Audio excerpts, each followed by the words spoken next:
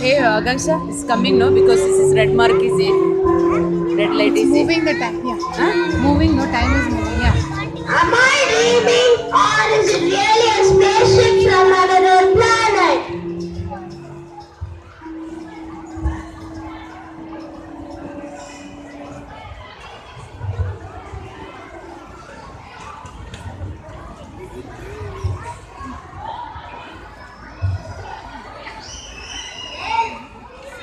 Wow, the earth looks so beautiful. Who are you and from where have you come? We are aliens and have come all the way from the planet Mars. Oh, really? From Mars? You mean the red planet? Oh, yes, the red planet. But on closer look, it's not exactly red, but a brownish red. This is how our planet looks. Okay, I am so excited. Can we have a selfie with you? A selfie photo like this.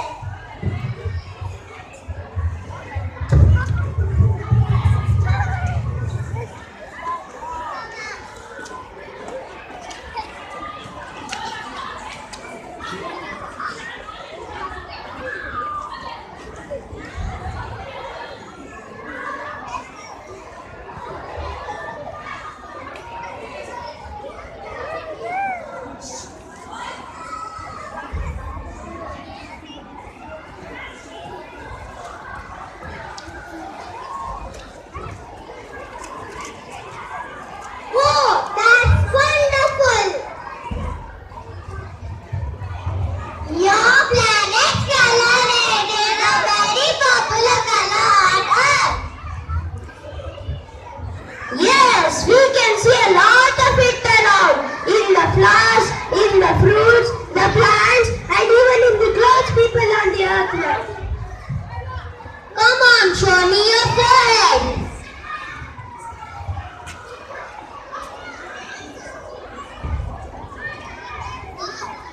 This is Tolkonkum, that's considered very sacred. Red is such a beautiful color that reminds me, what about the Red Sea? Is it really red in color? No, the Red Sea may have been named so because some seasonal blooms of a bacteria, commonly called sea sawdust, turn the water red. Another theory said that the color red signifies the south direction. Who are they? Why are they running? They are the firefighters and they are running to put out a fire. They wear red uniform that signifies fire. Okay, that reminds me the Chinese have their red dragon. Can you tell us how the red dragon was born? Why not? Instead of telling you, let me show you how the red dragon was born. Come on, let's go to Rangmanch, where some Chinese theatre artists are putting on a show about the birth of the red dragon. Oh, great! Can't wait to see it!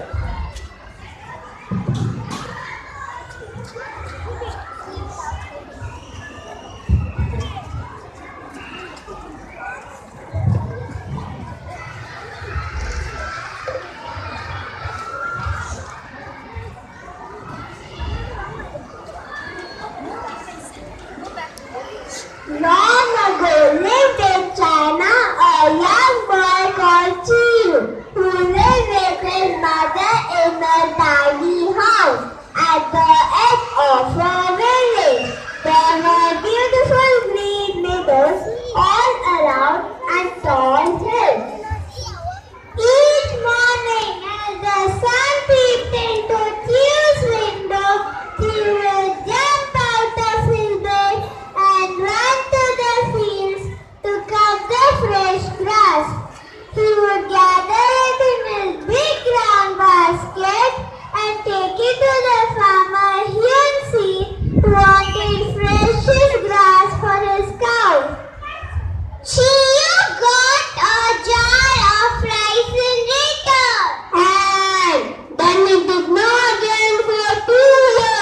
The meadows turned narrow, and those who roamed all way to find some fresh grass for Farmer Yoon see, but he could not find a blade of green anywhere. One day he decided to search behind the tall limbs, and there in a corner was a patch of the greenest grass he had ever seen. He cut it off. Why? The next day he found it had grown again. He cut it day after day, and the fresh grass grew again and again and again. Then one day when Chiu was cutting grass, his eyes fell on lovely golden bee. He took it home and hid it in the rice, and something happened. The jar that had been almost empty the night before was now full, and each time Chiu took out some rice from the jar, it filled up again. Chiu understood that the bead was magical. Not being a selfish boy, he shared the rice with all the villagers. But Farmer Yingse was not happy as no one was coming to him for the rice anymore. One dark night, Yingse crept into Chiu's house and was about to take the jar away when Chiu woke up. So had she ran to the jar, took out the bead and swallowed it. But that was not a wise thing to do, for the bee began to burn inside him, and he felt so hot and thirsty that he drank up all the water in the house. He still felt hot and thirsty, so he drank up all the water in the village. He emptied the ponds and lakes. He felt hot and fury. He slipped and scorched and began to preach fires.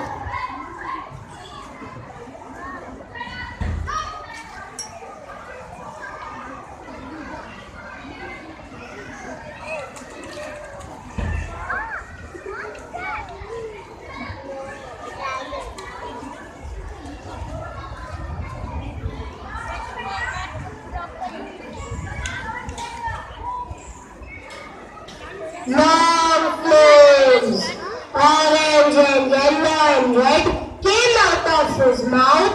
He had changed into a creature that breathed fire. He can't wait anymore, so he went far away to a land beyond the hills, never to return. And that, my dear friends, mark the words of the dragon as the importance of the color red in China.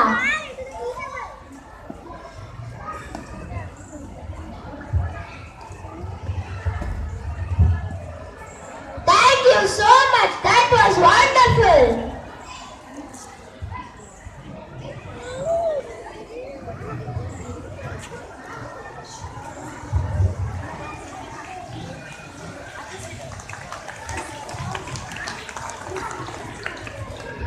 Red is such a magical color. It is actually a very warm and vibrant color.